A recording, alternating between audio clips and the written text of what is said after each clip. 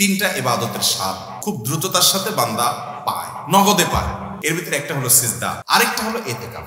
এতেকাফ কত রমজান থেকে করা উত্তম, এতেকাফ অবস্থায় কি কি করা যায় আর কি কি করা যাবে না একটু জানাবেন। কারণ আমাদের সমাজে এতেকাফ নিয়ে অনেক ভুল শর্ত দেওয়ায় অনেকে ভয় আর এতেকাফ করতে চায় না। ভাইরে, তিনটা ইবাদতের স্বাদ খুব দ্রুততার সাথে বান্দা পায়, নগদে পায়। এর ভিতরে একটা হলো সিজদা, নামাজ। একটু আগে বললাম, যদি সুন্দর করে পড়েন আপনি নগদে স্বাদ পাবেন। একটু লম্বা সিজদা দিয়ে একটু চোখের পানি ফেলায় দেখেন, আল্লাহর কাছে খুব স্বাদ পাবেন, তৃপ্তি পাবেন। আরেকটা হলো এতেকাফ। এতেকাফ, সুবহানাল্লাহ, এর স্বাদ যে পাইছে তাকে আর কেউ বেঁধে রাখতে পারবে না। আমার বুঝ জ্ঞান হয়েছে থেকে আমার আব্বা জান রহমতুল্লাহ আলাইকে আমি দেখেছি, আব্বা রমজানে সবসময় এতেকাফ করতেন।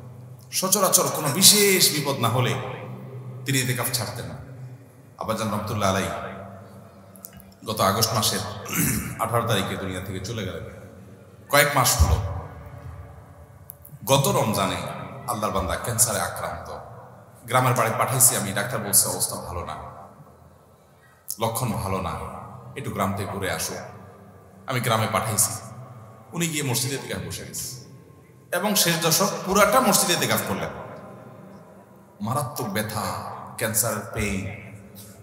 আমি বলছি কিভাবে এতেকাফ বসছে উনি? আমা বলে যে উনি এতেকাফ বসছে, উনি বলে যে আমি ভালো আছি, তোমাদের টেনশন করা লাগবে, এতেকাফ ছাড়া থাকতে পারবো। শেষ দশক পুরোটা এতেকাফ করলেন। আজকের এই রমজানে আল্লাহর বান্দা কবরের বাসিন্দা। আমি নিজে আলহামদুলিল্লাহ চেষ্টা করি রমজানে এতেকাফ করার, চেষ্টা করি। খুব বিশেষ অসুবিধা না হলে আমার বুঝগান হচ্ছে আমি চেষ্টা করি। আমল অন্য আমল করতে পারি না, এটা ছাড়ার চেষ্টা করি না, মানে এটা ছাড়তে চাই না, চেষ্টা করি এটা করার। এতেকাফের নগদ স্বাদ পাওয়া যায় ভাই, অভূতপূর্ব এক স্বাদ। যারা করেছেন তারা জানেন। আল্লাহর ঘরে একটু বসে যান, বসে ইবাদতবন্দি করেন। আপনার ফিল হবে কি জানেন? ফিল হবে গাঁটটি বসকা নিয়ে আল্লাহর চৌকাঠে এসে পড়ে গেছে।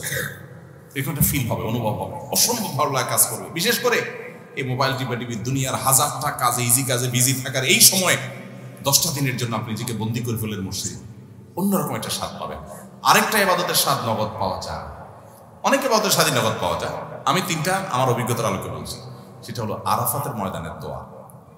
আল্লাহ যাদেরকে তৌফিক দিয়েছেন তারা জানেন কি তৃপ্তি, কি স্বাদ, কি ভালো লাগা।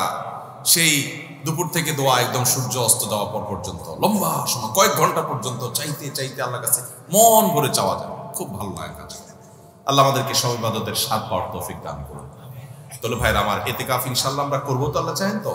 খুব লজ্জার কথা যে আমাদের দেশের মসজিদগুলোতে এতেকাফের জন্য টাকা দিয়ে লোক ভাড়া করা লাগে, আছে না নাই?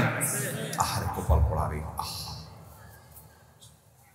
নবী করিম সাল্লাল্লাহু আলাইহি ওয়াসাল্লাম রমজানের রোজা ফরজ হওয়ার পর থেকে নিয়ে দ্বিতীয় হিজরিতে রমজান রোজা ফরজ হওয়ার পর থেকে নিয়ে তার ওয়াফাতের আগ পর্যন্ত একটি বারের জন্য এতেকাফ ছাড়া থাকেন। যে আমলটা নবী করিম সাল্লাল্লাহু আলাইহি ওয়াসাল্লামের জীবনে একবারও ছাড়েন নাই, আমরা বেশিরভাগ লোক জীবনে একবারও করি নাই। হাত তোলেন দেখি কারা কারা এতেকাফ করছেন মসজিদ 10 দিন রমজানের শেষ 10 দিন ফুল এতেকাফ করছেন, জীবনে একবার হলেও করছেন। যারা হাত তোলেন দেখেন কয়টা হাত উঠছে, গোনা যাবে না। এর মানে হলো ম্যাক্সিমাম মানুষ আমরা জীবনে একবারও করি নাই। যে আমল আমার নবী সাল্লাল্লাহু আলাইহি ওয়াসাল্লাম জীবনে কখনো ছাড়েন নাই, সেটা আমি কখনো জীবনে একবারও করি নাই। আরে ভাই, চরম শত্রুর সাথেও তো এরকম বিপরীত থাকে না। সেখানে আপনার নবীর সাথে আপনার এরকম বৈপরীত্য। এতেকাফ করবেন তো ইনশাআল্লাহ? আপনি কিসের বিজি? আপনি আমার নবীর চাইতে আপনি বেশি বিজি, যিনি কাফাতুন নাসের কাছে রাসূল হয়ে এসেছেন, যিনি রাহমাতুল লিল আলামিন ছিলেন, গোটা পৃথিবীর মানুষের জিম্মাদারি যার মাথায় ছিল, মদিনা রাষ্ট্রের প্রধান যিনি ছিলেন। শেষ 10 দিন আসছে, সব কাজ বন্ধ, মসজিদে এসে পড়ে যেতেন। উনি যদি পারেন, আপনি কি ব্যস্ত? এতেকাফ করবো তো ইনশাআল্লাহ। রমজানের শেষ দশকে এতেকাফ করবেন। সামনের বছর নিয়ত করছেন যারা, হাত তোলেন দেখি। সিরিয়াস যারা নিয়ত করছেন, আল্লাহ আমাদের তৌফিক দান করুন, আর বাকিদেরকে আল্লাহ তাআলা নিয়ত করার তৌফিক দান করুন। এতেকাফ করবো তো ইনশাআল্লাহ। এতেকাফ করার অবস্থা কি কি নিষেধ? এতেকাফের বাইরে আপনার যা যা নিষেধ, এতেকাফ অবস্থায় তা নিষেধ। হারাম কোনো কাজ তো বাইরেও করা যাবে না, মসজিদেও করা যাবে না। তবে এতেকাফরত অবস্থায় আপনি দুনিয়ার কাজ কাম এতেকাফে বসে বসে করবেন না। একান্ত যেটা বাধ্য, আপনার ব্যবসা বাণিজ্য অন্যান্য কাজ যেগুলো না করলে নয়, আপনি মসজিদে বসে ওইটার উপর আপনার ডিপেন্ডেন্ট, আপনার চলতে হয়। আপনি জরুরি 2-4টা কাজ করা লাগলো, সেগুলো করলেন। ওখানে বসে বসে আপনি রীতিমতো এটা দোকান বানায় ফেলবেন না, ওখানে বসে দুনিয়াবি প্রয়োজনীয় কাজগুলো আপনি সারতে পারবেন, যেগুলো আপনার জন্য জরুরি সেগুলো আপনি করতে পারবেন। এছাড়া আপনি মসজিদের ভিতরে নিজেকে আবদ্ধ করে ফেলবেন। এটা করবেন হলো 20 রমজান সূর্য অস্ত যাওয়ার আগে আগে মসজিদে ঢুকবেন। 20 রমজান সূর্য অস্ত যাওয়ার আগে আগে মসজিদে ঢুকবেন। এরপর থেকে সূর্য ঈদের চাঁদ দেখা যাওয়ার আগ পর্যন্ত মসজিদে থাকবেন। ঈদের চাঁদ দেখা যাওয়ার সংবাদ শুনছেন, এরপর বের হয়ে যাবেন। এই 10 দিন আপনি মসজিদে অবস্থান করবেন, নিজেকে সেখানে আবদ্ধ করে রাখবেন। এবং এর মধ্যে আপনি বাহিরে যাবেন না।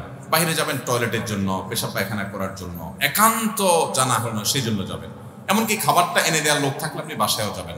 খাবার এনে দেওয়ার কোনো লোক নাই, কোনো ব্যবস্থা নাই, এরকম কোনো জায়গায় যদি ইতিকাফ করেন তাহলে শুধু খেতে চেয়ে কারোর সাথে কথাবার্তা না বলে সোজা আবার চলে আসবেন, ব্যাস। অর্থাৎ 10 দিন আপনি মসজিদে বন্দি রাখলেন নিজেকে, শুধু বন্দির জন্য, ব্যাস। এই হলো ইতিকাফ।